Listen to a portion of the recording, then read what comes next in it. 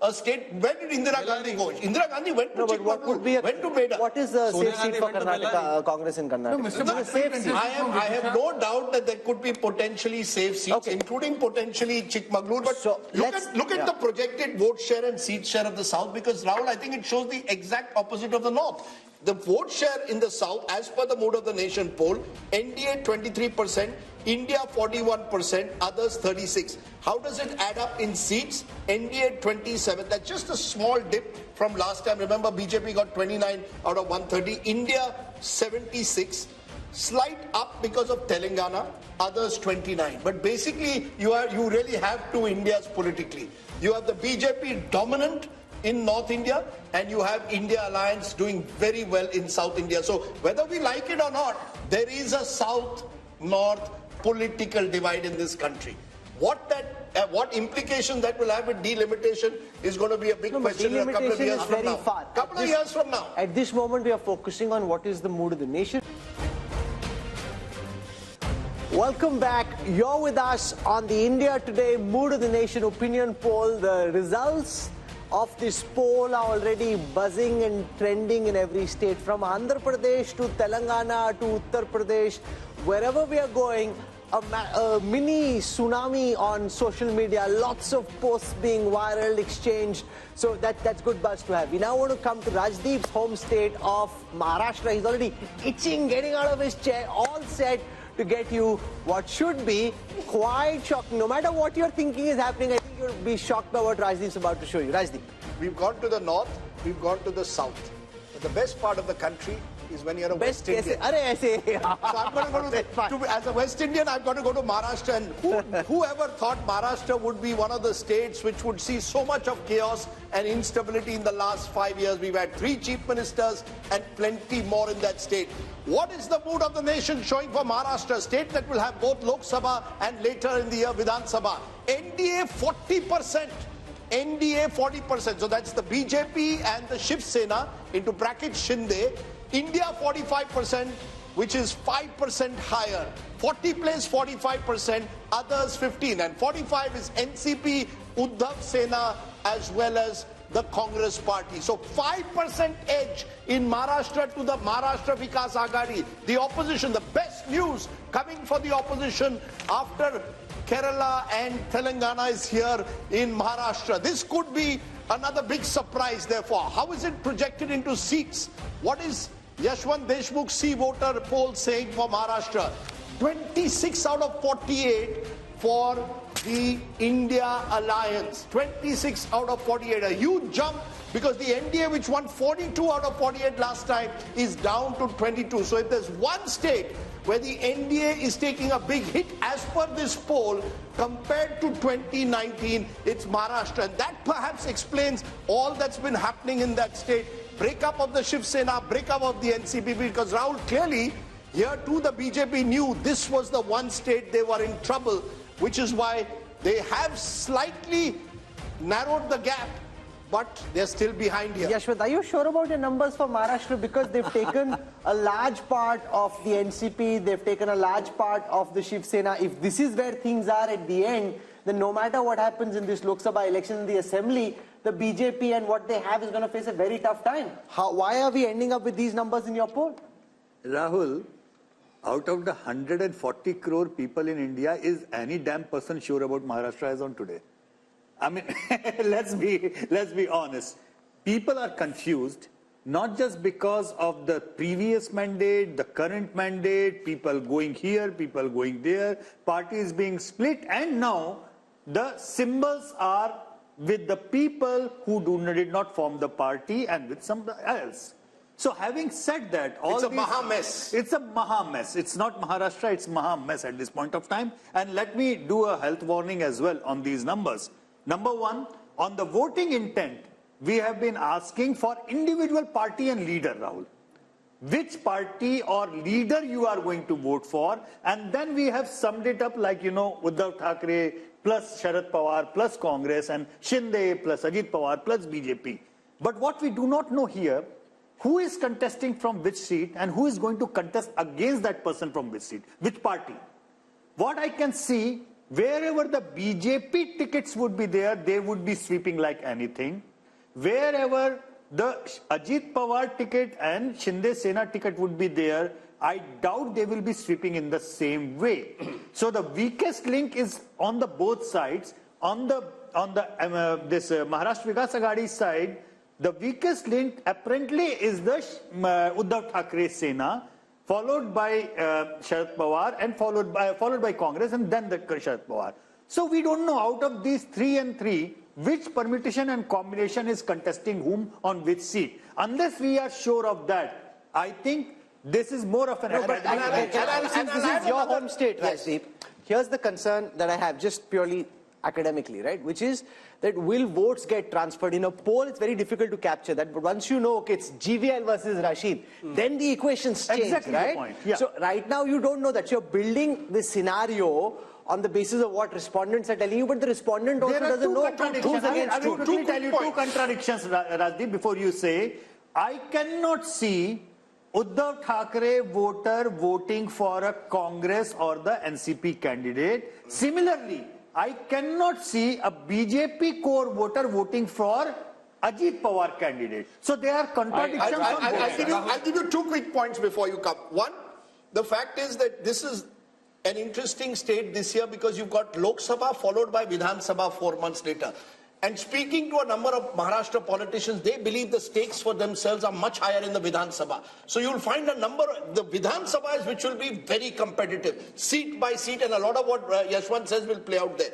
In the LoK Sabha, Rahul, even though the BJP appears prima facie down compared to 2019, I think, and Yashwant is right, the BJP will do well in its pockets of influence. They have strong pockets, especially in urban Maharashtra. The problem for the BJP is there is a general sense that you have struck opportunistic alliances and you have broken two parties which you were dead against. But GVL, when I was speaking to top BJP leaders, their numbers were 40 plus. They think it's 40 plus. But a 5% lead for the India alliance, after all the todphod you've done, if this is where it is 22 versus 26, then it's obviously not the way you're calculating. No, I certainly don't see the numbers the way the poll is predicted, Yashwant's poll. Primarily because this is an election that Prime Minister Modi will be driving. People are voting for PM Modi. They are not voting for individual constituents. This is an election where you will see a massive swing. So anybody voting, the premise of the poll, the premise which is also the reality of Maharashtra politics gets reflected in this poll is that BJP at this moment is not a pan-Maharashtra party.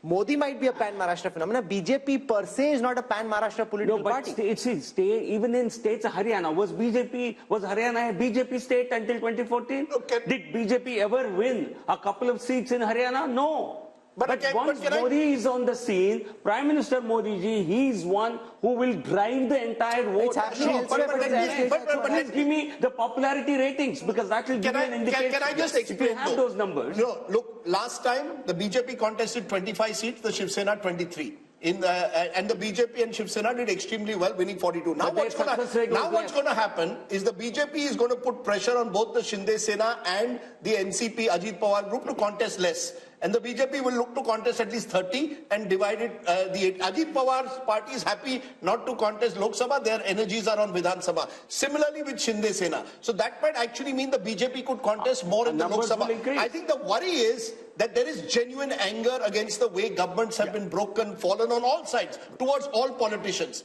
So I think you will find Vidhan Sabha becoming a real battleground. LoK Sabha, the Modi factor does play out. Sharad Pawar clearly is weaker in a Lok Sabha election at the moment. He may not even be able to sort of, campaign as aggressively there as he would in a Vidhan Sabha, but he will hope for some sympathy. Uddhav Thackeray is hoping for sympathy, which may come in a Vidhan Sabha, may not come in a Lok Sabha. So Rahul, you could see Maharashtra in the space of 5 months having two very different verdicts. But, Madhu Yaksha Gaur, this is your good news. If there is one state where you need to perhaps invest more attention in the next few months is Maharashtra. And the feeling is typically the Congress is not seizing the opportunity. You're missing the opportunity to miss an opportunity. Many of your leaders are leaving, joining Ajit Pawar's faction. Milind Deora left to join Shinde Sena. Today, Baba Siddiqui, your MLA, former MLA from Mumbai, has left, is likely to join Ajit Pawar. So you're not holding on. You're the Kamzor Kadi. Hopefully, your predictions may hold on to the leaders who are planning to leave, Rajdeep. But having said that, this has been expecting in Maharashtra, Rajdeep. I think various projections and studies we've done. And we've been very hopeful on Maharashtra because of this third port, what Rahul says. It's not helping with the people's mood. Secondly, I give this credit to Prakash Ambedkar also joining INDA group can help also the Maharashtra Vikas Agdi to win more seats. Rahul, how do you explain these numbers? The fact that you've got what seems on paper a strong alliance now with Ajit Pawar there, Shinde there, the other parties seem weakened, but they still have a 5% lead in this poll. So, with lots of caveats, because no one knows what's going to happen in Maharashtra, but if our thesis is right that people in Maharashtra are unhappy with the way parties have broken alliances, then the expectation would be that the turnout is going to get depressed, which means it depends who has the more cadre on the ground. So it doesn't matter where Ajit Pawar has gone or Uddhav Thackeray has gone. Who has which of these groups actually got the cadre on the ground? In a depressed turnout scenario, cadres on the ground will make sure that your core voters turn out and that group will have advantage. Your sense, Amitabh? See, actually, it's a khichdi. So, nobody knows which party has the vote. But Shiv Sena and NCP have the symbol. Symbol plays a very important role in elections. That's number one. As you said, BJP will now bargain for a higher number of seats. So, it will be able to win more and also transfer its votes to the SHS and the NCP candidates. Now, it depends upon how much they have. However, the bad news for the India alliance is that Congress becomes the #1 party of this India bloc because it is the largest party today in the Vidhan Sabha and it will demand for the highest number of seats. And here is where the India bloc does not have a track record of elections because they have not fought together and the seamless transfer of votes will be between candidates is unlikely to happen. But if they had any political smarts, the Congress and the India Alliance, Rajchingappa, should now be doubling down where they see opportunity. Maharashtra, instead of frittering precious ammunition on states which are fallow ground, they should focus on where the land looks politically fertile for them. The problem is that's not how they're thinking. BJP is going state by state, seat by seat, candidate by candidate, plucking, and the Congress is trying to do some kind of an ideological revolution. At least Rahul Gandhi is attempting some kind of an ideological revolution. But I think the reverse is also true. The way the BJP and Mr. Modi is obviously party to these decisions has been picking up and splitting parties and everything else, and Rajdeep talked about it, doesn't do their image any good. And in Maharashtra, but their calculation is image doesn't matter when it comes to voting. That's their brutal calculation. If you are saying I'm taking you to a Viksit Bharat, I have cut corruption down, I am against dynastic politics, you have to then prove that on the ground. Let GVL respond to that. And let me just finish the argument. Okay? Yeah, go ahead. Because I think it's a principled thing that happens. In Maharashtra, I have a feeling, Rajdeep could vouch, and he also expressed it, is I think there's a Marathi pride which you can define in some ways or the other, right? People must be truly fed up at the way these parties have behaved on that, the way they've split, completely cynical. How do you explain that when you want to take this nation to greatness and you're let GVL respond to that. They see people are very, very practical. Let me put it this way. People have great trust in Prime Minister Modi. They know he's the one who will deliver Viksit Bharat.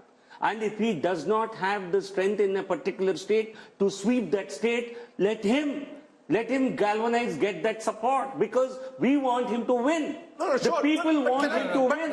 People have trust in him. No, sir, but can I ask you, you're saying people have faith in Modi. Point taken. But when Mr. Modi says there is a 70,000 crore scam in irrigation, points virtually to NCP and Ajit Pawar, 1 week later, Ajit Pawar joins you, what's the message? I was in Nashik, where a gathering which included RSS people were there, and they all said, sir, khoke ki rajniti hai. They openly said it. They openly, the word Khoka has become a sort of common parlance on the street of Maharashtra. How does that lift the Prime Minister's image? If one moment you say there's corruption, next moment you tie up with the same corrupt person, how does it lift your image? Let me tell you this, people understand there are some political compulsions. At the end of the day, you want Lord Krishna to win. You want Bhagwan Ram to win. There are some adjustments they will have to make in the interest of larger but have you national gone too good. far? The point is, no, I'm telling you, this is the Hindu psyche. This This is an important point that GVL Narasimha Rao makes, because when I was interviewing Dr. Jaishankar, and I've seen now several people say this, they talk about Bhagwan Ram, they talk about Hanuman, they talk about the Ramayana and the Mahabharata, and they talk about tactical compromises on the battlefield, which leads to the war being won. So this is something that we're seeing now quite a lot of, which is what he's talking about. No. But then, Rahul, with due regard, sorry for speaking out because it's my home state, I feel strongly. The fact is, where does it fit in with the kind of Ram Rajya that you talk about? You know, what does it leave you with? Is this Ram Rajya that you tie up for Khoketi Rajniti? There is no politician in this country who represents the true political virtues than Prime Minister Modi. No Prime Minister, no Minister, no Chief Minister in this country can match even an iota of virtuosity of Prime Minister Modi. So what matters to them is Prime Minister's qualities. I have he's so a you man can do all the total integrity. So you're saying you can do all the wheeling and dealing on the ground, but the Prime Minister's image is not touched by it. No, they know he's not making compromises. Party but Rahul Verma, this is local. Yes, Rashid. Yeah. I mean, by going by Mr. GVL Narasimha Rao's logic, BJP should be winning all 543 seats. If Mr. Modi is on a big ticket, he's there on Tamil Nadu also, he's there in Telangana also, he's there in all other states. I think, we must accept what Mr. Yashwant Deshmukh survey is projecting. We have gone through over 300 seats, and there is a kind of trend. This is a very interesting thing about what is the findings of Maharashtra. There are 4 states that were always, they are kind of, outliers, and they are giving something in favor of BJP. In case of Karnataka, in case of Maharashtra, there is a trend, and we will see. No, Maharashtra is not Bihar, with the BJP. Precisely, it's the other way around. Precisely. So I'm saying there are 4 states that were very crucial in 2024. Even if the outcome is kind of well known that the BJP has an advantage and Mr. Modi is a favorite. One state is Bengal, other state is Bihar, third state is Karnataka, and fourth state is Maharashtra. Now it is giving different kind of trends. I think we must accept what Mr. Yashwant Deshmukh is predicting. We cannot be finding faults with his methodology or, how it will shape Maharashtra. We can't be having different... Yes, Rahul, very quickly. So, two points. Yes, in politics, all politicians and parties make these tactical calls. But these tactical calls are going to have cost in the long run. Indira Gandhi in 70s did a similar thing. At some point, it costed her party. Maybe, perhaps, when Prime Minister Modi is around, it won't cost. When he's not around, it may cost the party. So all parties face that cost. Second, throughout the survey, and Yashwant ji has to correct me on this, I have not seen a single state, except the smaller ones perhaps, where BJP is gaining votes from 2019 numbers. They're gaining seats. Even in UP, the votes are not basically... They've got a slight bump, 53%. Yeah, 50, so 51%. So in that sense, like in North, there are no big gains coming. In terms of vote share, and even in South and West. So I think where perhaps Mr. Narasimha Rao can explain us that why, despite everything in these 5 years, BJP is not being able to make and the interesting point about Maharashtra... No, but I'm a little shocked by his argument. Listen, remember also that you are dealing with 10 years of being in government. Sure. Look at Biden after 4 years. Look at Macron. Look at Trudeau. Here's a man who's been in power for 10 years. If he can retain his historic numbers, that's by itself is a superlative performance. I think, Rahul, the point that you made about the 2 point or less, like somewhere they were leading by 60 points, now they are 58, 2 points. I understand your point. But what I learned from the experiment and result of Madhya Pradesh is that eventually it will be relative turnout, which will be playing 3-4% of jump just out of nowhere for the BJP, just by virtue of their supporters being more excited about going to the polls and Congress not being in a position as organizationally and resource-wise to pull their supporters. What happened in Madhya Pradesh? But I just want to make a small point which I think is important. Between 2014 and 2019, Rahul, Mr. Modi's popularity was so high that he was even able to pull his party in state elections where they were otherwise not the #1 party. BJP was not the #1 party of Maharashtra. It's after 2014, Mr. Modi pulls it up. 10, 12%. They even do very well in state assemblies. After 2019, looks what starts happening. What happened in December in the assembly elections? Sir, just a minute. December, we can come back to December, but 2019 to 2024, 1 minute. Rajdeep. The BJP in Himachal Pradesh, in Haryana, in Jharkhand, even in Bihar, in state after state, Mr. Modi alone cannot pull up the state unit. Mr. Modi is still very popular in Maharashtra. But Maharashtra's own leaders, BJP own leaders, are not happy with the kind of compromises they've made to stay in power. Some stage, it may cost them in a Vidhan Sabha. I agree with you, LoK Sabha, it won't cost them because that becomes Modi versus who. But what happens in your state units? Therefore, Rahul Verma makes an important point. Will the BJP go the way the Congress did? After 10, 20 years, because it makes these compromises. You can wish that if you like. No, he asked a question. But you see, politics, what happens today doesn't influence voting patterns 20 years down the line. I think that makes no sense at all to me. Now, coming back to your question, Modi ji, he was able to pull several assembly elections initially, but you are saying subsequently he did not do so. Because, you see, once you have pulled an assembly election, the local performance and local leadership has to hold there. People will hold every government accountable. You accept that? Why not? Okay. I think. So I want to press the pedal and go to Gujarat and Goa, and then we have to go to the east, and then we have the big national picture. So Gujarat comes up on your state next. I want to spend very little time here because it's one-way traffic, as one-way traffic can be. I mean, it's like whoosh. There's no comparison. 62% vote share projected in favor of the Bharatiya Janata Party in Gujarat. I mean, 6 out of 10 people just want. That's the highest so far in the country. 6 out of 10. And we're not even dealing with the smaller states like a Himachal or an Uttarakhand. In a big state like Gujarat, 62%. The Congress had 32% vote share. That's come down even further to 26, down 6 from the last time. Let's now come to seat shares. If you've got 62% vote share in a largely bipolar contest, I mean, you don't need to be Yashwant Deshmukh to do the calculation. You can do it yourself. It's 26/26 for the BJP in Gujarat. They want their man back. They want their boy back. They're like, look at how hard he's working. A Gujarati fixing this country, we want him back. If I was a Rajya Sabha BJP MP who's told to contest Lok Sabha, I'll say, मुझे गुजरात की seat दे दो. कोई भी दे दो. कोई भी seat Gujarat की दे दो, वडोदरा दे दो, गांधीनगर दे दो. GVL also is ready to contest from Gandhinagar. You see, that's the one state where every politician will feel a relative sense of security. I think Gujarat is there is little difference from contesting a Rajya Sabha and a Lok Sabha. Is that what you're saying? No. I'm saying that a Lok Sabha... As safe as better. It appears the safest state for the BJP, Rahul, and I don't think there's much to discuss about that. Prime Minister Modi in Gujarat is, really, his popularity is at an all-time high in a way. It's the true, like you were discussing parallels with American elections, like you've got along the coast and in mid-America, this very clear divide between Republican Democrat states. This is as Republican in Indian context as Republican. And GVL made a point that don't look at what happens 20 years from now. But I just for a moment want to pause because one of the first elections I covered was 1990 Gujarat. And at that time, the BJP had to back the Janata Dal Gujarat of Chimanbhai Patel to prop him up to form a government. See where we've come 35 years later. We look at events today.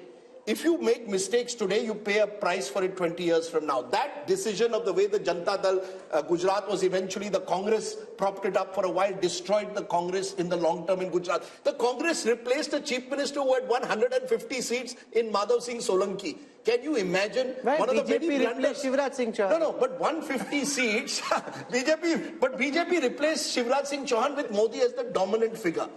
That time, Rajiv Gandhi could never really sort of lift the party. But Rajiv and the Congress didn't think so. See, that's the mistake. So I'm saying politicians can make mistakes and therefore they must be conscious of the mistakes they make. Let's come to Goa. Goa has 2 seats, north and south. This is where all of us hope to retire, at least Rajdeep and I hope to retire in Goa for sure. Okay, so here's Goa. Lovely state.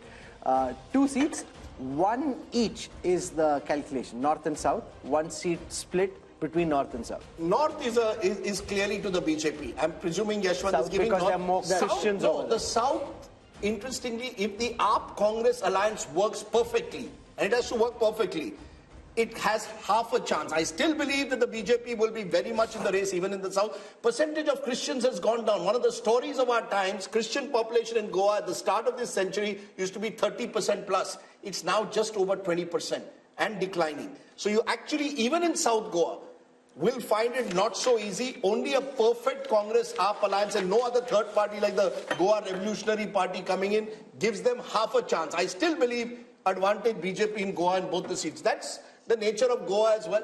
So let's look now at the projected seat share of the West and the projected vote share of the West. I'll start with the vote share projection. Axis My India predicts for the India Today group that the NDA would end up with 48% vote share if you aggregate the states of Gujarat, Maharashtra and Goa.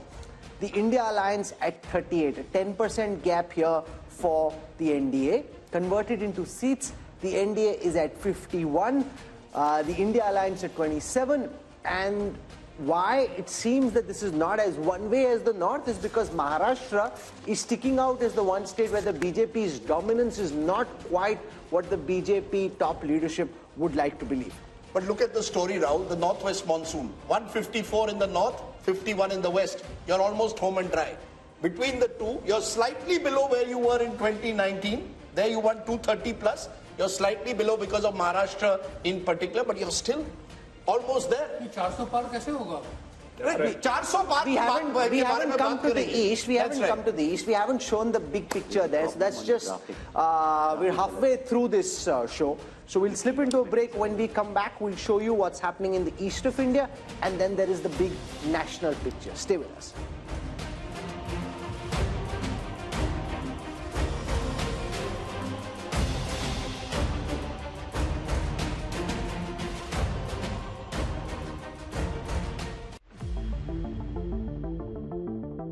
Hello and welcome, I'm Sahil Joshi. Now I'm at the Mumbai seafront. You can see here the Mahim Fort and also the Bandra Worli ceiling, the most iconic locations in Mumbai. Because the people have reposed confidence in Bharatiya Janata Party and NDA.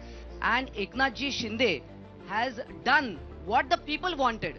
People wanted Shiv Sena and BJP together as we have been together for 25 years. It is only the MLAs who have defected. It is not the people who have defected. How is Ajit Pawar like-minded party with the BJP? We see it worked in line with the expectation of the people, and that's why we are confident of our victory. If you are so confident about 370 votes and 400 for NDA, why do you want all other alliances with you? Why do you want all small parties with you? वो washing machine से धुल गए, ये कमल detergent में सब धुल जाते हैं. We are shifting our focus to Gujarat. Confidence in the people's mandate is very, very certain. The youngsters have come in and they have taken the major positions in Gujarat. I feel things will be very different. In Gujarat, if you ask any Congress leader, but they are all demotivated in Gujarat purely because they know they are going to lose. Election of 2024 will be an election of Modi versus Mudda. Our phones are buzzing, multiple politicians, their well-wishers, supporters across states calling, wanting to know something on the site. There's no sideshow happening.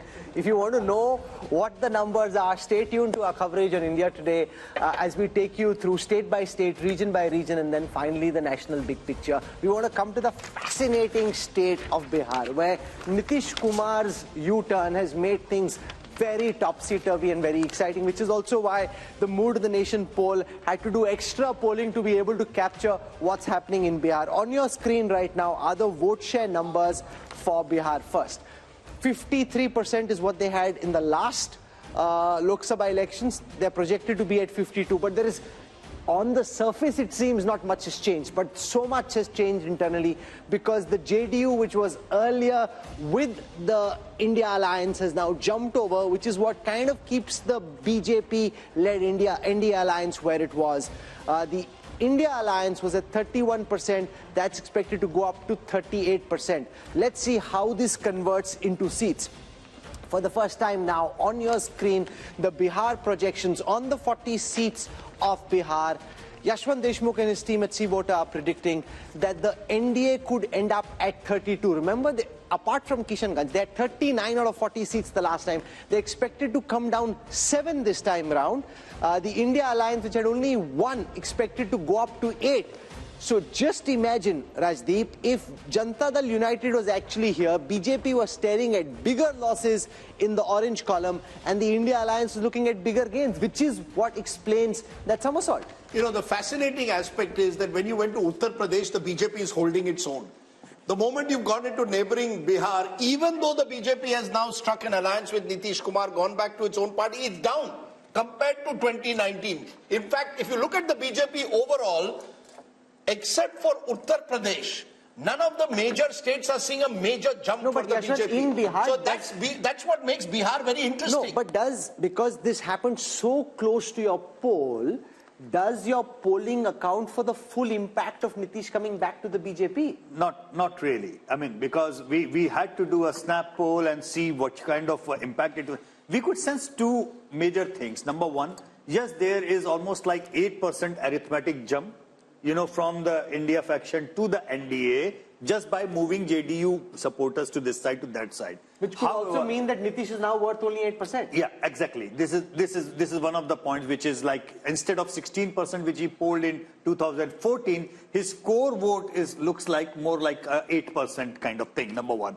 Number two, we still don't know who is contesting how many seats. You know, and please remember, even Paswan's party is split into two. So we have just taken in whatever the seat allocation was there in 2019 as our base one. And we realize that the probability of JDU tally going down even within the part of the NDA is quite significant. Which means last time they contested 17, won 16, but they could even very well come down, crashing down to single digit. So what this means is that in the overall, yes, JDU did a wise thing probably to come back and, you know, safeguard their own thing. But if the NDA needs to pick up its tally, probably BJP needs to contest more seats, because there is a significant anger against the JDU, not just among the RJD supporters, but even in the BJP supporters. You come from Bihar. Does this poll account for the potential winning bandwagon effect? The fact that if voters in Bihar think that this is a Modi election, a BJP election, then they may more likely than just at the time of separation choose to go along with the NDA. That is most likely to be the case, because as Yashwantji is saying, BJP is likely to contest on a higher number of seats, give lesser number of seats to JDU, which is facing a decline in its support base. But if you see, both the parties were at 37% vote share. 15% is the Modi premium, because JDU was with BJP in Vidhan Sabha elections. So the Vidhan Sabha elections, when it factors into account the Modi impact, is 15% straight away. So, but with this swing of 8% from Mahagathbandhan to NDA, what would have been the result? It would have been 46-42% in favor of... The result would have been just bang opposite. So again, BJP, being a practical or a pragmatic party, clearly saw that there would have been significant losses in Bihar. The guy who won't like this U-turn was not is Nitish Kumar. If he thinks he's worth Rahul Verma only 8%, you know, that just shows how, like the BSP in Uttar Pradesh, like the JDS in Karnataka, the JDU seems to be a very diminished force. Yes, absolutely. And I hope Nitish Kumar realizes it. And Nitish Kumar perhaps understands that he's diminishing, and he's still trying to make most of it. But with this 8%, he's still chief minister. No, the most valuable 8% you can have. So think of it. Since 2013, he knows that he's declining. But what he knows that without him, no government can be formed till at least till 2025. And he's making most of it. He's basically, he goes with, so he's one of those politicians where he's being opportunistic and ideological at the same time. He joins RJD, gets his caste census done. Comes to BJP, does certain other things. So he's trying to make most of it in a very, very small... But you know, look at, maybe the BJP looked at Yashwant's last Mood of the Nation poll. Yeah. And there were 3 states where the BJP was in clear trouble. There was Bihar, there was Karnataka, and there was Maharashtra. Yeah. What did they do in Maharashtra? They broke the 2 major parties, Shiv Sena earlier, then the NCP. In Karnataka, you went and tied up with JDS, brought back Yediyurappa into the fold through his son. And in Bihar, you've got Nitish Kumar back into the fold. I saw this photograph in the morning papers today, Prime Minister shaking hands with Nitish Kumar. And I just wonder, you know, what makes politicians tick? Here are two people who've attacked each other personally at various stages. Nitish Kumar refusing more than a decade ago to even share a stage with the Prime Minister. But all is fair in love and politics. And I come back to it, Rahul. The BJP has shown itself to be a party of power while claiming to be an ideological party, and the Congress has done just the reverse. No, but I don't agree. Once they're in power, they're ideological. Their logic is, they've scrapped Article 370, they've brought India the Ram Mandir. Sure. What other proof do you need of ideology? No, I'm not saying the ideology is diluted. Yeah, UCC has come about in Uttarakhand. So once their formula is you win and then you get ideological. To win, you don't worry about ideology. All I was saying is that there were states where the Congress had seen these ones, they were going to get, the BJP had seen they could be down by double digits. Bihar was one of those states. Let's find out a way to tackle Bihar. The point, Rashid Kidwai, is this is the difference. You see, I got a call just now from a UPA leader. Please show me which are the states where the BJP is growing. I said it's not about the BJP growing but holding its own. And they've held their own by strategic politics. Does the opposition recognize that, Rashid? Yeah, or will they only blame the enforcement directorate? I think Nitish Kumar's story is not complete without the opposition politics. Nitish Kumar seems to have gone on a rebound. He worked very hard for this India alliance, and when Mamta Banerjee, propped up Mallikarjun Kharge, and when Rahul Gandhi said that, he will talk to Mamta before appointing Nitish Kumar as India alliance convener, all these things look like... You're saying if he was appointed convener, he would have stayed on? Precisely, because Nitish Kumar was not doing 8%. He knew his days are numbered. He wanted to be a prime ministerial face. He may not have said it. And this is... If he was made convener, think of it. After 2023 December results, he's also making calculations. Being convener is only worth if you have a shot at something. So he thought he was on the losing. Shama Mohammed joining us of the Congress party. Shama Mohammed, do you believe that in Bihar, the BJP in this last stretch has trumped you by taking someone who was not too long ago seen as the architect of the India alliance? So perception-wise and now in reality, as per our numbers, the Congress-led India alliance has lost a big opportunity. I don't agree with you on that, Rajdeep. Everybody knows what Nitish Kumar is. Like I said before, if he had to go, he had to go. He keeps jumping from here and there. But you said a very important thing is, what is the ideology of the Bharatiya Janata Party? For example, let's look at the Meghalaya election. They were with NPP in Meghalaya before the election. During the election, they went their separate ways. Mr. Amit Shah has put in the manifesto that the party NPP is corrupt, and when they come to power, they will take action. They won 2 seats in that election, and they said very clearly, Conrad Sangma and NPP is corrupt. They go and join the party after the election. So yes, they will do anything. Opportunist when it comes to election, they are ideological when it comes to governance. So they bring in, as Rahul rightly said, Article 370, Ram Mandir, maybe uniform civil code after the next election. Ideological in governance, strategic opportunism, if you want to call it that, tactical politics when it comes to elections. Rajdeep, let me ask you one more thing. Then why is that you can eat beef in Goa, but you cannot eat beef in Karnataka? Okay, so that's now, let's just stick for the moment to the data. No, they have no ideology. And one last point. This is not mood of the nation. I would call it mood of the media also. Today I was traveling from Delhi to Imphal, and the person in the plane says, dekho, Modi kya keh rahe hai? That we are dividing it into north and south. It's all about what Modi. But I don't understand why the paper and the media does not talk about how a present sitting prime minister insults the first prime minister of India, calls him all the names in the world, and nowhere in the world they do that. Nowhere. And let's not forget he was a freedom fighter. So why is nobody written about that?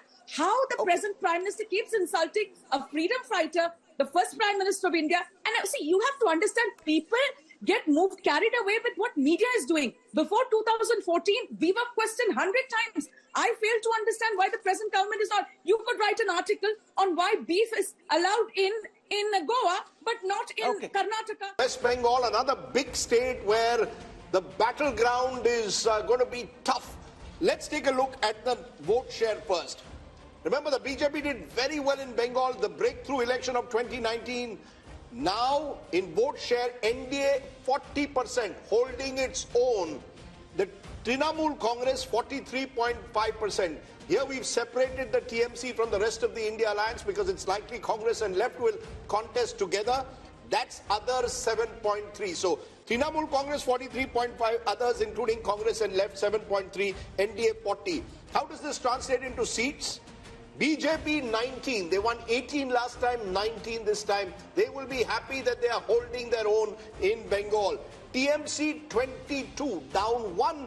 Congress plus left is 1 seat. So Bengal once again, Rahul, becoming TMC versus BJP. Congress left getting squeezed out. And clearly the BJP holding its own. Rahul Verma, is there a way of knowing what this may have looked like if the TMC and the Congress and the left can't be together, but the Congress and the TMC were together? How much of a material difference could it have made to these vote share numbers? Like, it's hard, right? Because you don't know what kind of transfers will take place and what the seat allocation to different parties. Yashwant, how much of the Muslim vote is the Congress actually splitting, or is it largely going en masse to the Trinamool? You see, the minority vote saturation towards TMC is already done and dusted. Yeah.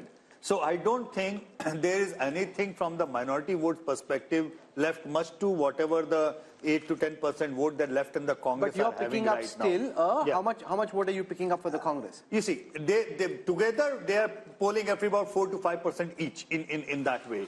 But the funny thing is that I kept on thinking why exactly Mamta Banerjee decided to go on her own. And when I took a deep dive and tried to understand the composition of what is left of left and the Congress vote, I realized that big number of them is actually anti-Mamta, not anti-BJP, which is now left with them. So there was a clear and present danger if the Congress and the left would have been in Mamta's alliance, then this vote, 8 to 10%, a huge chunk shifting them to BJP rather than coming Mamta's way.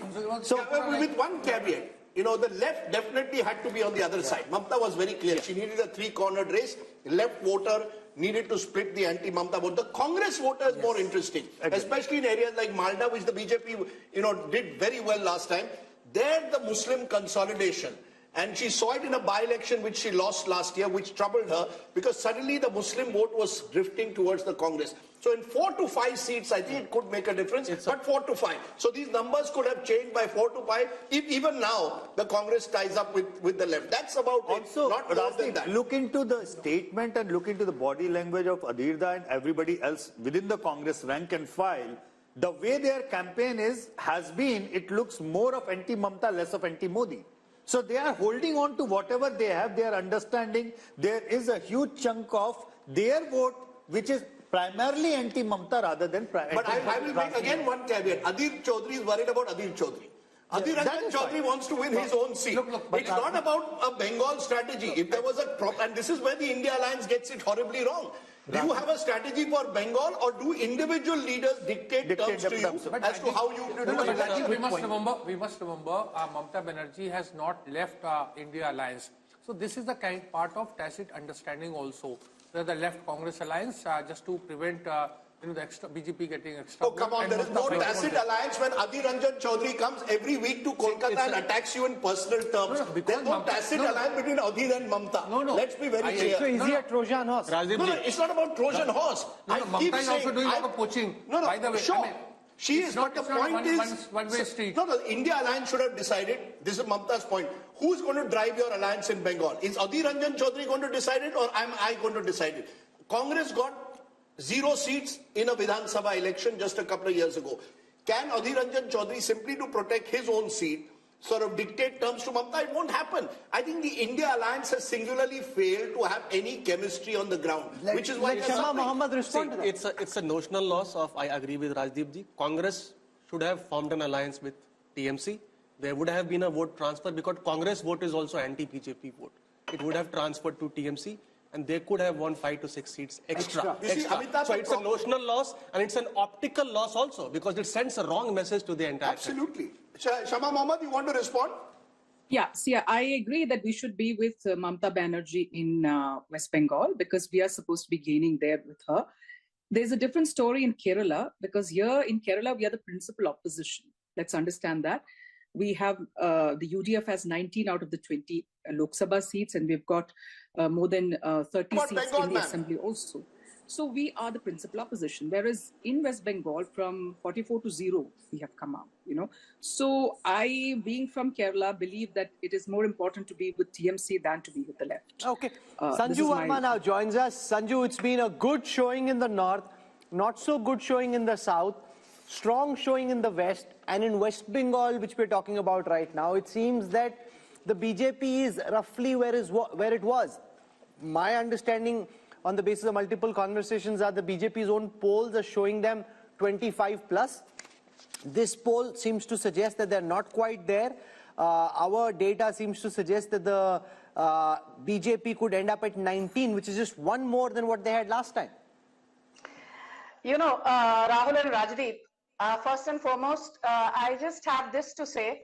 I think survey after survey, and especially Mood of the Nation, which is so hugely watched, thanks to Rajdeep, who's trending every second day, and Rahul Kanwal, who never misses an opportunity to show Rajdeep the mirror.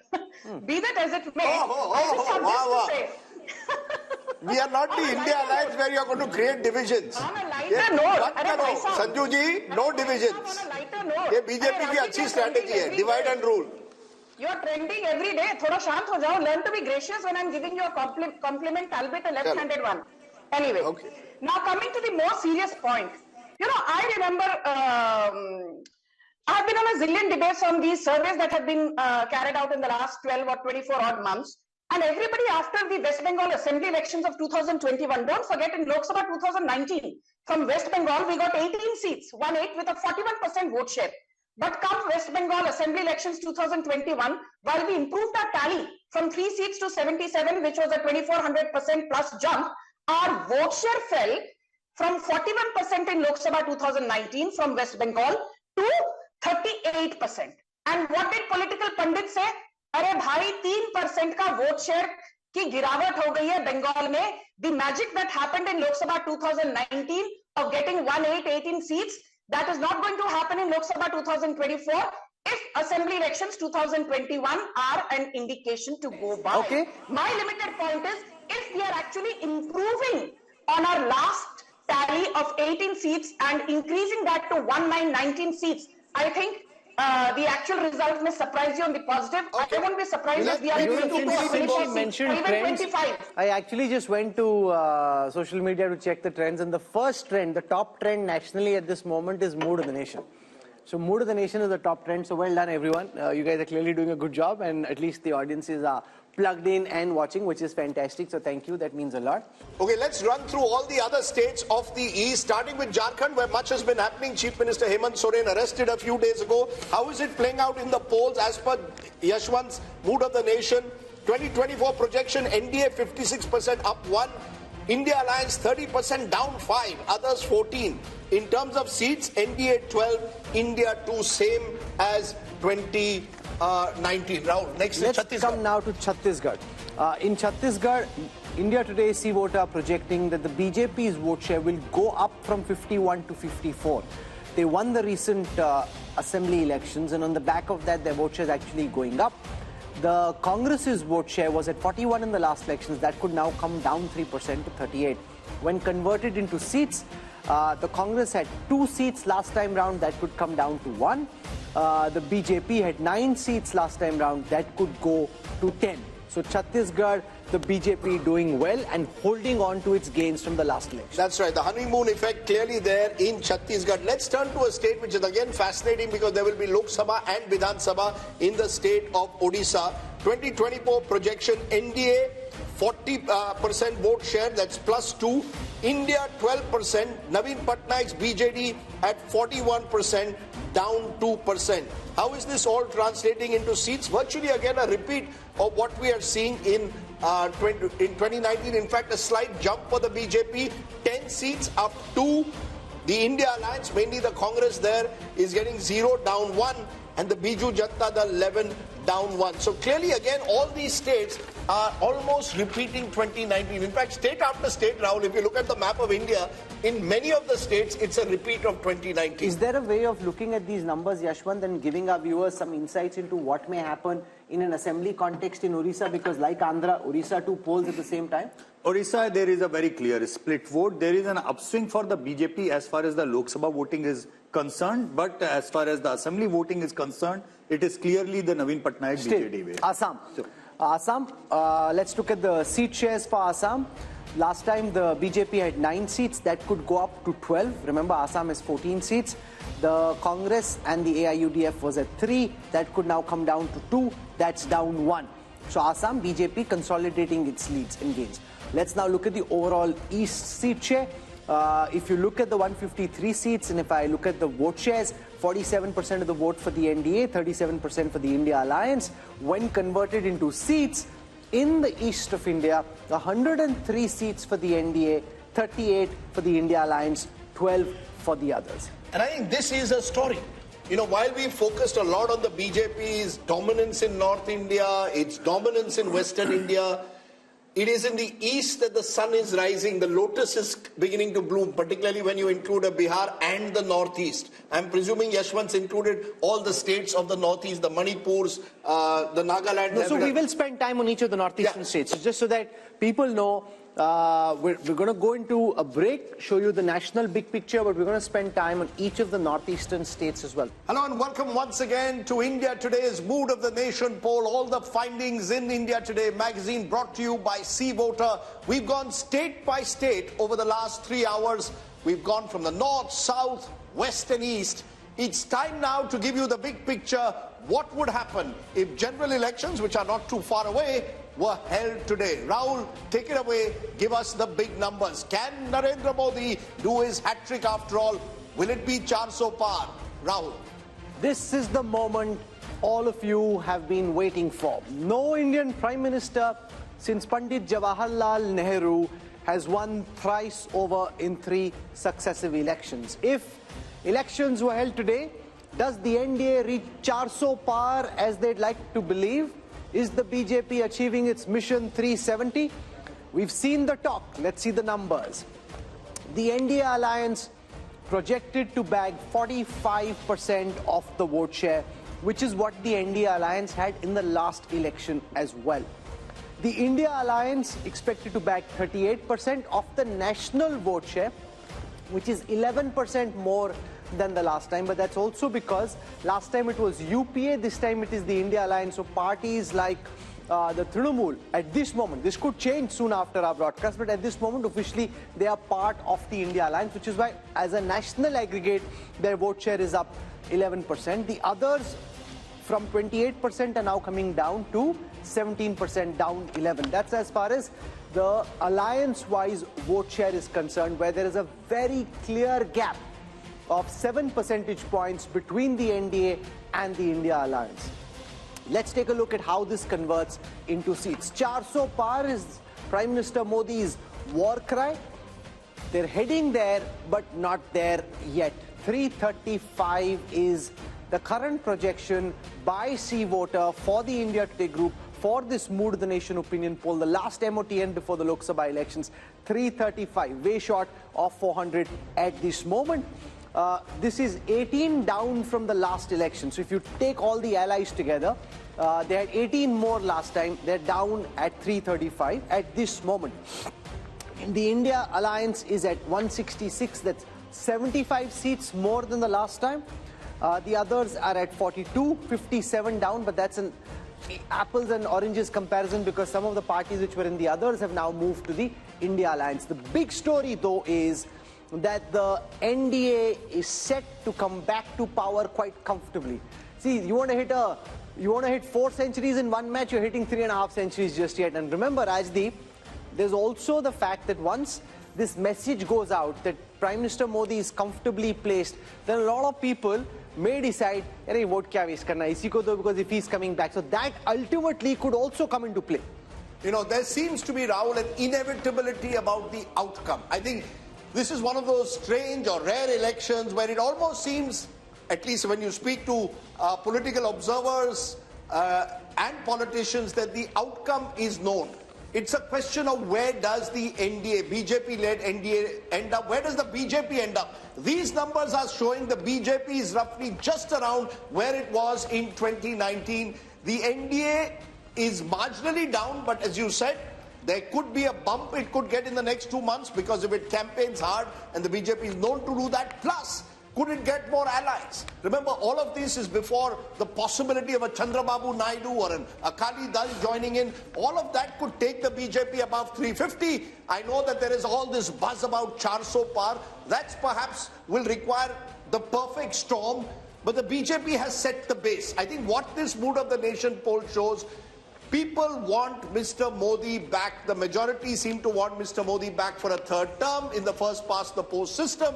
And unless there's some kind of a miracle in the next 6 to 8 weeks, the India alliance will have to simply accept next time, or good luck to you, 2029. 2024 appears as close to a done deal, Rahul, with these numbers. It will be interesting to see. Remains pretty high again. It will be interesting to see whether he just wants to equal Nehru's record or actually be around the next time to beat Nehru's record, or at least attempt to beat Pandit Nehru's record.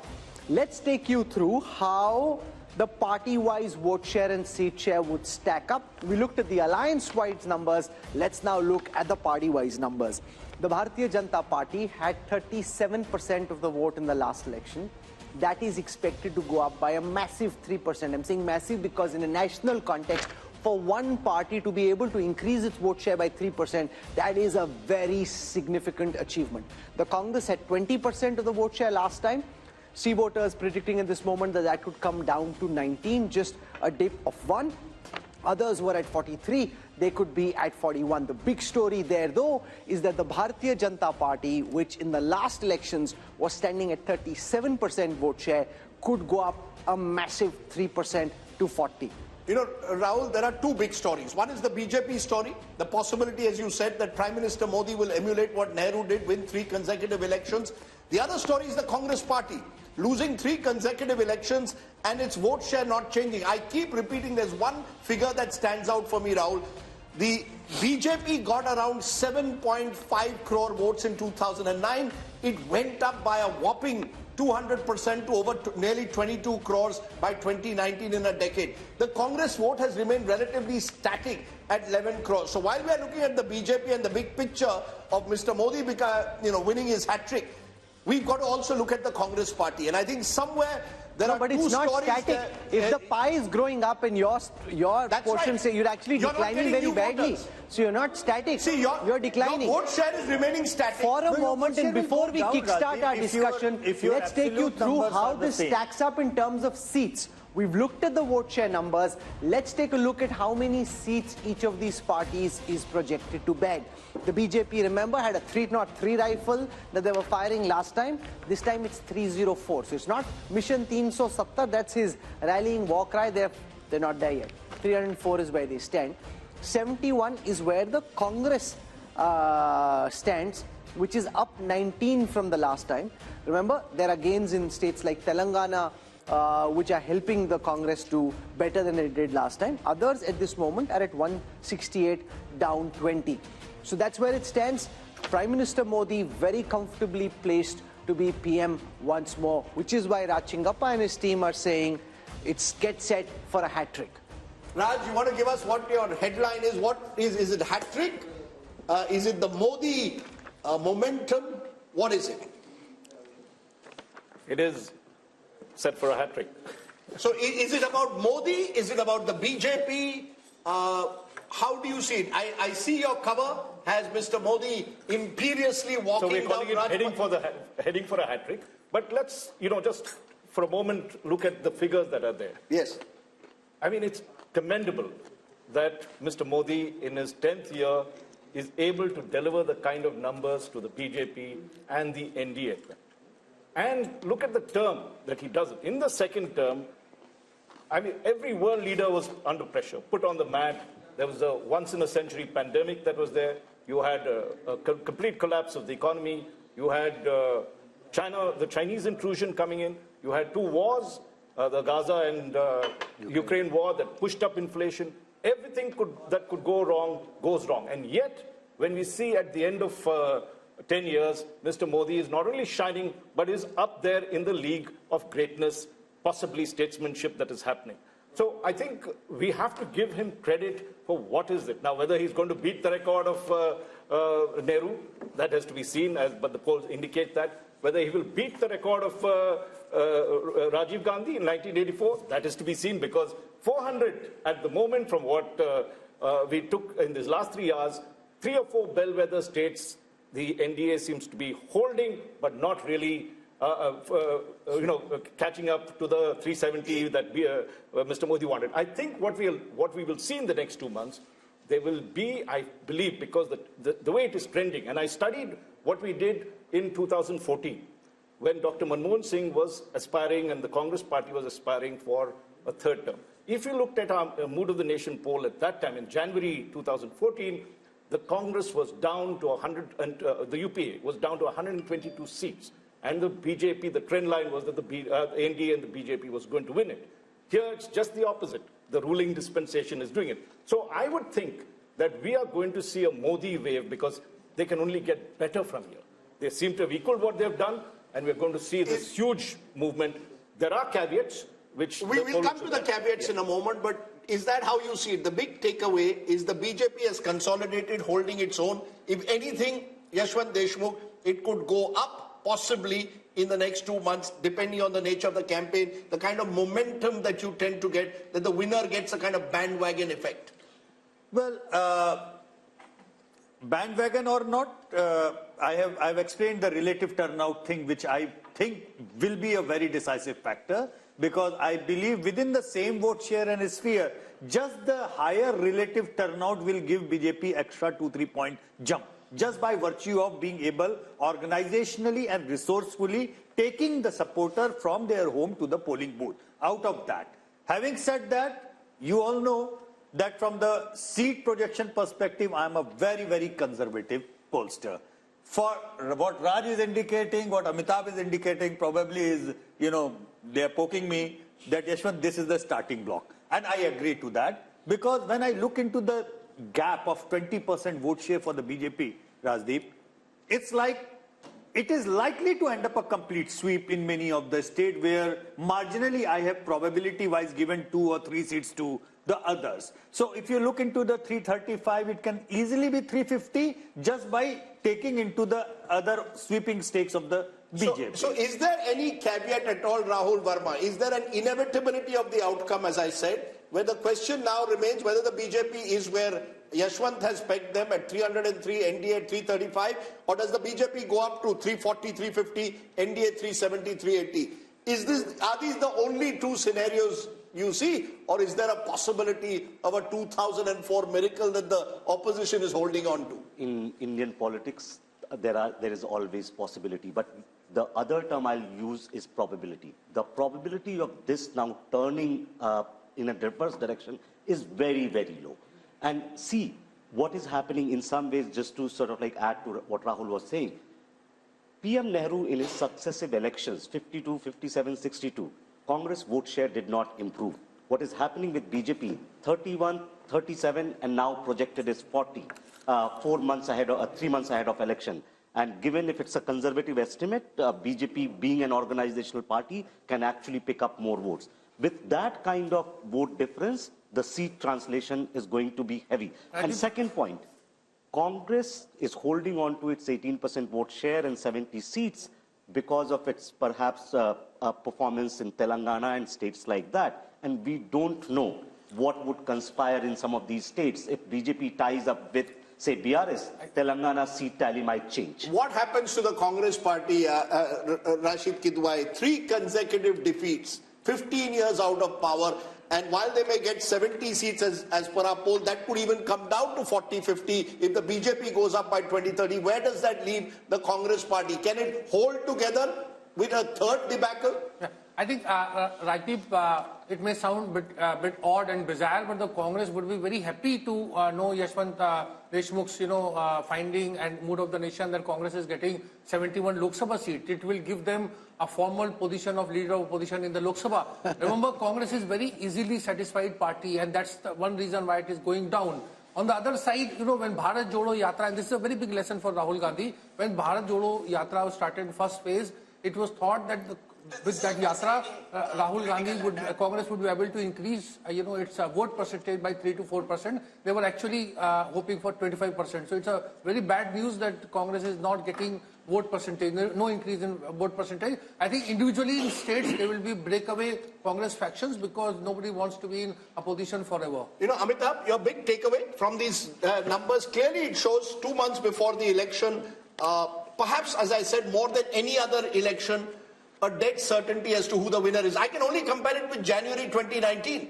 January 2019, which is the best comparison to make, the Congress had just won 3 states in North India, and the poll suggested a tightening of the contest. The India Today mood of the nation actually suggested a tightening of the contest. A coalition government for the NDA. A potential coalition government for the NDA. Now we are seeing a clear majority for the BJP. What's your big takeaway? Is Indian politics heading towards some kind of a dominant party system, or is it about Prime Minister Modi being this domineering leader? So BJP is, of course, attaining the pole position which Congress used to acquire during the 1950s to 1990s. At that point of time, Congress was competing mostly against regional parties. Here we have BJP competing mostly against regional parties because regional parties tally is 168 seats. BJP is increasing its vote share. Congress is holding on to its vote share, and all its gains are coming at the cost of regional parties. In fact, the story, Rahul, for me is once again that remember 186 seats, roughly 186 seats, direct contest in 2019, Congress versus BJP. Congress won just 12. BJP won most of those seats by double digits. Nothing has changed. It's almost as if the Congress is where it is, comatose in a way electorally, and the BJP is growing. And because they're not listening. And the other factor, which is also in a way worrying, is the North-South divide. The BJP dominating North India, dominating West India, doing even very well in the East. It's only the South which seems to be marching to its own beat. And I wonder what the implications of that will be long term. If the Congress had any good sense, and I'm not at this moment certain that the people who do are looking so obsessively at this election in the way that the BJP is, they should sit into a room, Messrs. Kharge, Rahul Gandhi, Uddhav Thackeray, Sharad Pawar, and say, let's thrash out the Maharashtra seat sharing formula before we leave. Sit from morning till evening, go seat by seat, thrash it out, compromise, and do the same for Telangana. Figure out who your candidates are, get on the ground. Instead of just spattering your ammunition all over the place, focus on their... No, but they're not even invited, Rashid. That's the problem. Each of those leaders are saying... Because Rahul Gandhi is there, so they need to... But what is more important? Sitting and fighting and trying to win the few seats you have an opportunity of winning, or this yatra which only seems to be causing trouble? Can I make an even more controversial point? Which is what? If I was the opposition today and I saw your numbers and the mood of the nation and all of us predicting the inevitability or the probability of the outcome, I would actually see one opportunity, and that is focus on state elections. There are going to be, look, there's a LoK Sabha election which the outcome seems inevitable. It's about whether... No, but you cannot, if you're in the opposition, you cannot take it as inevitable. You have to fight the election. No, you have to fight. That's why I said it's a contentious point. I have 100 rupees in my pocket. I would put at least 80 rupees of that into state elections. There's Haryana, there's Maharashtra, there's Jharkhand, there's Bihar next year, then there's a series of other elections. Look, in the LoK Sabha, you can pick up, I'm only going by the mood of the nation, Rahul. You can pick up 20, 30 seats by what you're saying, better seat adjustments, do a little bit in Maharashtra, work out your numbers. You should do that. Of course you should. Every election has to be fought. But when I look at the priorities, my concern for this kind of opposition is that they seem to not even be able to get their act together often in state elections. Maharashtra is a good example. There's an election in Maharashtra in September, October.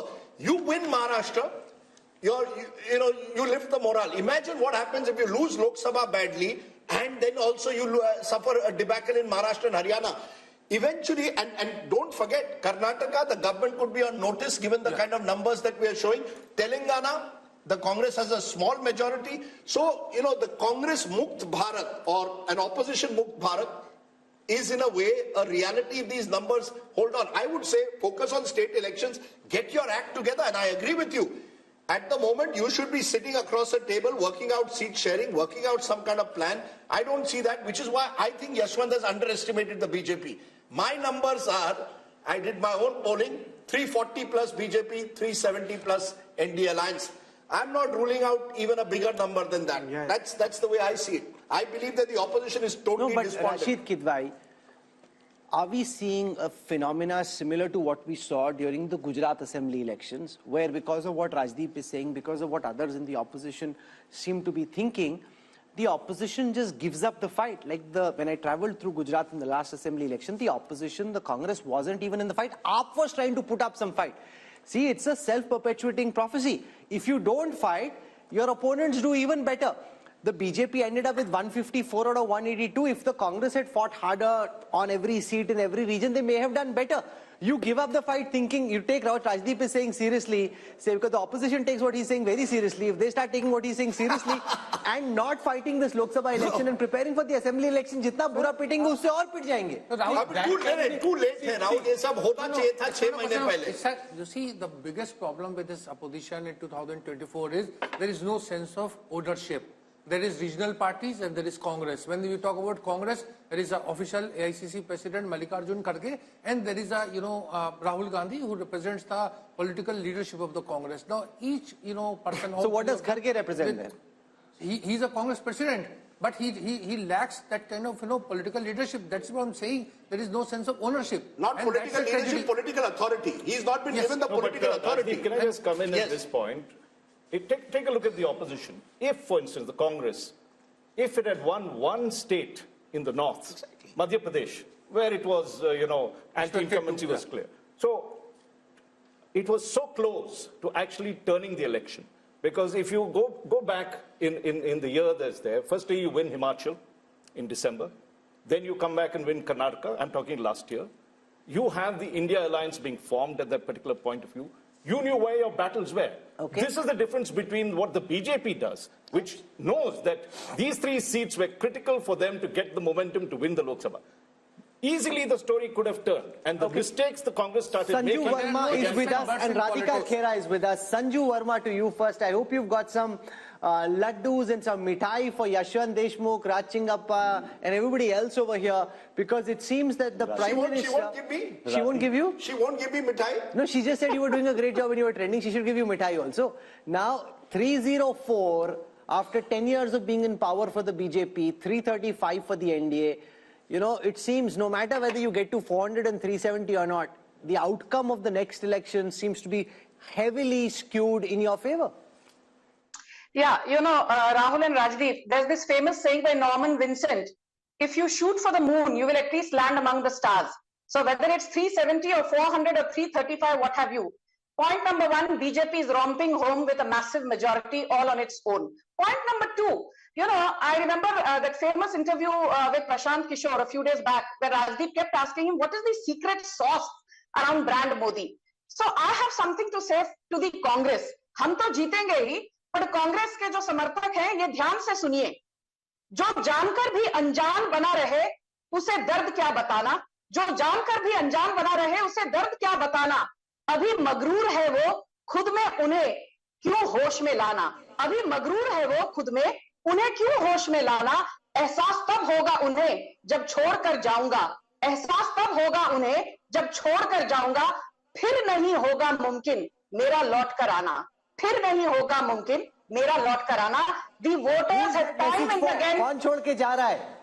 अरे भाई साहब, voters ने छोड़ दिया है, but Rahul Gandhi refuses to look into the mirror and get a reality check. But now I will speak with hard numbers. Just bear with me for 20 seconds. Of course, before you go on, you've thrown a poetic punch. Radhika Khera, I don't know how good your shairi is. She's thrown a poetic punch at you. That's a bit of a googly. Can you come back on the spur with a counter? Let's see. The numbers aren't favoring you, but let's see how good your shairi is. Go for it, Radhika. I'm sure that these numbers are a disappointment for the Bharatiya Janata Party spokesperson because their claims of Ab Ki Baar 400 par have gone down over here itself in your survey. But coming back to that, I feel that surveys are not actually showing the true picture. The true picture is what I have here. I'm sorry, I don't believe in shairi and all because we are not here for entertainment. And India Today is for talking about hard facts. Hard fact, today's newspaper which says, Kisan karenge aaj Delhi ka coup. This is the reality of the country today. The reality of the country today is that our wrestlers were sitting outside protesting and what were they given in return of the protest? Lathia. The reality is that the entire country is dealing under inflation, unemployment, poor law and order. While Modi ji goes and pats himself on the back, I did not speak in between. Sanju Verma, you must allow her to speak. No, please put down Sanju Verma's voice. You must allow her to speak. We are a democratic country and India Today is a democratic channel where you cannot mute my mic and you will let me speak. You cannot control the opposition over here. Well, coming back, the country is watching how over 100 parliamentarians were suspended for parliament because they were raising their voice. Country is watching everything. Country is watching how governments are being brought down, being scared by the ED. Parties are being broken down and new fractions are being built. Country is watching everything. Yes, there have been disappointments that we've had in the recent elections in Chhattisgarh, Madhya Pradesh and Rajasthan. But all surveys were predicting that Congress was winning Chhattisgarh. And Rajdeep, you even visited Chhattisgarh. The mood of Chhattisgarh was absolutely different on the ground. But something else happened. So I don't think that So I want to go back to Sanju Verma. Sanju, while the overall picture is very rosy, or should I say there are lots of lotuses in the overall national picture, and they're blooming, Maharashtra is a concern, Telangana is a concern, having an alliance in Andhra Pradesh, potentially even Punjab is a concern. And the way that the BJP has been operating, my sense is that they may be looking at these states where they're not doing well and trying to double down and figure out how to make the tactical arrangements to do well here. I will answer your question and now I hope the courtesy will be extended to me. Ruling party ke pravakta ka mic mute nahi kiya jayega. Radhika Kera, I agree with her on one thing. She said this is a serious channel. We are not here for entertainment. I completely agree. Entertainment to Rahul Gandhi de rahe hain, bharpoor entertainment as part of his Bharat Jodo Nyaya Yatra. There he says, stuff mein koyla dalo aur stuff jal jata. I thought that the stuff runs on kerosene or fuel. For the first time I learned that the stuff runs on coal. So please, don't sit here and give me your half-baked knowledge. Now I will come to the hard facts. Rahul, I will not even talk about what, Mr. Arun Puri said in August 2023. These are famous quotes of his, which I really love reading them all over again on every debate. In August 2023, after your then Mood of the Nation poll, he said, Narendra Modi has pulled off what few leaders have. He has banished the universal factor of anti-incumbency. Narendra Modi's popularity rankings defy the law of gravity. I'm quoting Mr. Arun Puri ad verbatim. And I'll tell you why jahan Narendra Modi khade ho jate hain, wahi se line shuru ho jati hai, because we had votes or number of seats at 17.6 crore in LoK Sabha 2014. People said, this was just happenstance. We got the number of seats, winning seats at 23 crore votes. 23 crore people voted for Narendra Modi in 2019, which means there was a 31% increase in our winnable seats between 2014 and 2019. Now, I am not even going to assume that BJP will see a 3% uptick in its vote share from 37 to 40%, as Rahul said. Let us assume that the vote share continues to remain at 37%. It does not rise to 40%. I'm being conservative, despite being an Andh Bhakt and a Modi Bhakt. Despite having a vote share at just 37%, just going by past track record, if you extrapolate the numbers, you will see 30 crore people voting for BJP, assuming a 31% rise in number of seats. And if you assume so you made that point, ma'am. I want to go across the table, ask Amitabh, what could be the X factors from here? We're in the beginning of February. We've got March still to go and then elections in April, May. What could change? Good, bad for both the opposition and the government? See, X factors for the BJP clearly is the mood of the neutral or the undecided voters from now on, because BJP clearly has the momentum. The numbers are very strong for BJP. 335 NDA means if you add the reverses in Maharashtra and Bihar, which is 25 seat itself, 360. Plus you have a new ally from Andhra Pradesh, possibly 17 seats, 377. So mission 400 or 370 is not impossible. That's number one. This is largely predicated on the image of Prime Minister Modi.